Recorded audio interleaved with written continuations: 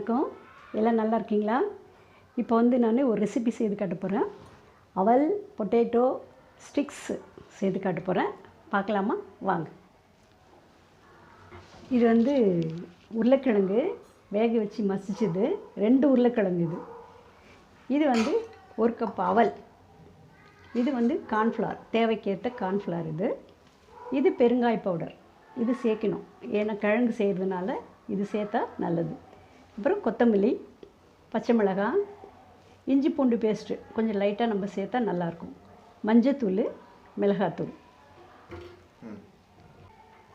இது பொரிக்கிறதுக்கு ஆயில். இது மாதிரி ரோல் பண்ணிடணும். கொஞ்சம் ஆயில் போட்டு ரோல் பண்ணணும், இல்லைன்னா உடஞ்சிரும். கொஞ்சம் ஆயில் போட்டு ரோல் பண்ணி தேவைன்னா உங்களுக்கு தேவையான அளவுக்கு இன்னும் நல்ல நீல வாக்கில் ரோல் பண்ணிட்டிங்கன்னா பண்ணி இதை மாதிரி எடுத்துருங்க. குழந்தைங்களுக்கு சாப்பிட்றதுக்கு நல்லாயிருக்கும். ஈவினிங் ஸ்நாக்ஸாக இருக்கும். செய்து கொடுங்க. சரி.